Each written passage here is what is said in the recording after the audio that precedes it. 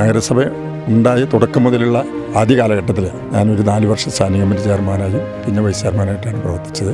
അതിലുണ്ടായ അനുഭവങ്ങളും അതിൻ്റെ അടിസ്ഥാനത്തിൽ നടത്തിയ വികസന പ്രവർത്തനങ്ങളും ഞാൻ പ്രതിദാനം ചെയ്ത മാരാത്തൂർ ഡിവിഷൻ നടത്തിയ വികസന പ്രവർത്തനം, അതുപോലെ തന്നെ തൊട്ടടുത്തുള്ള ഈ ഡിവിഷനിലും ഉൾപ്പെടെ ഒരുപാട് വികസന പ്രവർത്തനങ്ങളിൽ എനിക്ക് പങ്കാളിയാവാൻ കഴിഞ്ഞിട്ടുണ്ട്.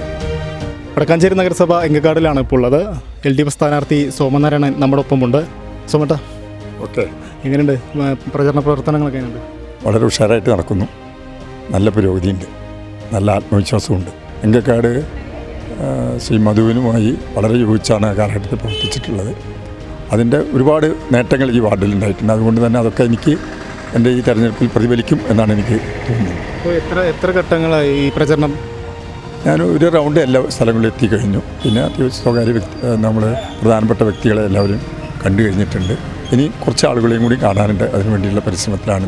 ജനങ്ങളുടെയൊക്കെ ഒരു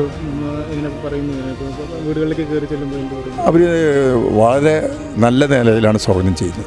അതിനൊരു പ്രധാന കാരണം ഇടതുപക്ഷ ജനാധിപത്യ മുന്നണി നേതൃത്വത്തിലുള്ള വടക്കാഞ്ചേരി നഗരസഭ കഴിഞ്ഞ 10 വർഷമായി നടത്തിയ ഒട്ടേറെ വികസന പ്രവർത്തനങ്ങളും ജനക്ഷേമ പദ്ധതികളും ജനങ്ങൾക്ക് വളരെ ഉപകാരപ്രദമായിട്ടുണ്ട്. സംസ്ഥാനത്തെ നഗരസഭകളിൽ 1-ാം നമ്പർ ആയി ഇതിന് ഈ നഗരസഭയ്ക്ക് നേട്ടമുണ്ടാക്കാൻ കഴിഞ്ഞിട്ടുണ്ട്. അത് നമ്മുടെ ആളുകൾക്ക് ഒരുപാട് പ്രയോജനങ്ങൾ ഉണ്ടാക്കിയിട്ടുണ്ട്.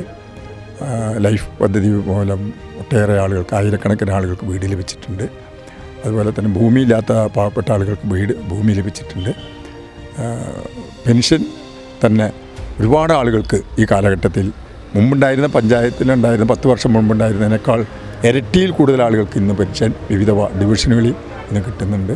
അപ്പോൾ അതൊക്കെ ഈ നഗരസഭ നടത്തിയ പ്രധാനപ്പെട്ട പ്രവർത്തനങ്ങളാണ്. അതൊക്കെ ഇടതുപക്ഷ ജനാധിപത്യ മുന്നണിയുടെ സ്ഥാനാർത്ഥികളെ മത്സരിക്കുന്ന ആളുകൾക്കൊക്കെ അതിൻ്റെ പ്രയോജനം ലഭിക്കും എന്നാണ് എനിക്ക് പറയാനുള്ളത്. ഇവിടെ ഞാൻ പ്രധാനമായിട്ടും കഴിഞ്ഞ 2 ടൈമിലും ഉണ്ടായ വികസന പ്രവർത്തനം, അതിനു മുമ്പുണ്ടായിരുന്ന പഞ്ചായത്തുകളിലൊക്കെ ഉണ്ടായിരുന്ന ഇവിടെ ഒരു വലിയ വികസന മുരടിപ്പ് ഈ ഡിവിഷനിലൊക്കെ ഉണ്ടായിരുന്നു.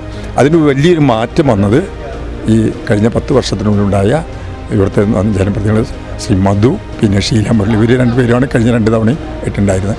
അവർ നല്ല രീതിയിൽ, പ്രത്യേകിച്ചും മധു ഈ നഗരസഭയിലെ മറ്റ് അന്ന് ഉണ്ടായിരുന്ന 41 ഡിവിഷനുകൾക്കൊരു മാതൃകയായിരുന്നു.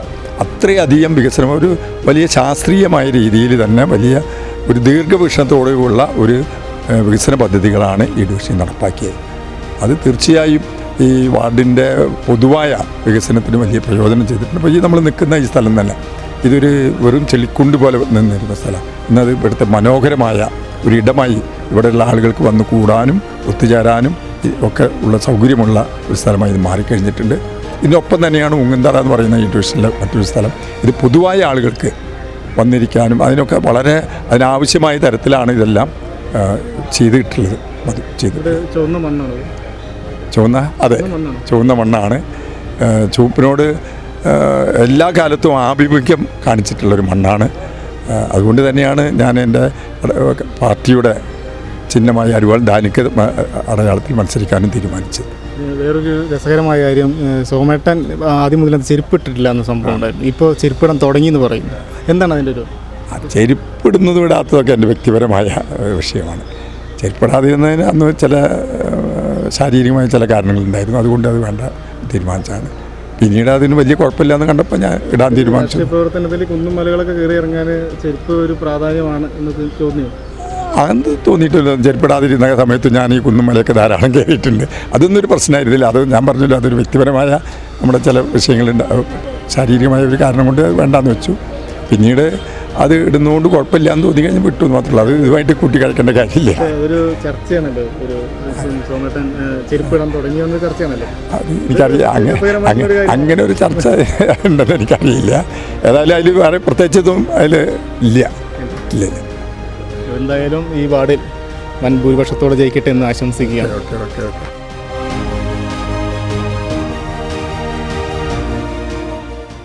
പ്രീമിയം സ്റ്റീൽ വാതിലുകളും UPVC സ്ലൈഡിംഗ് സൊല്യൂഷൻസും ഹൈ ക്വാളിറ്റി കമേഴ്ഷ്യൽ കിച്ചൺ അപ്ലയൻസസും കൊണ്ട് നിങ്ങളുടെ സ്പേസ് അപ്ഗ്രേഡ് ചെയ്യും. പ്രൊഡക്റ്റ് ഏതുമാവട്ടെ, മറ്റെവിടെയും ഇല്ലാത്ത ക്വാളിറ്റിയിലും വിലക്കുറവിലും SRS മെറ്റൽ ഇൻഡസ്ട്രീസ് ജനങ്ങൾക്ക് നൽകും. SRS metal industries, Kanjirakode, Vadakkanchery. കാലം മായ്ക്കാത്ത കരുത്ത്.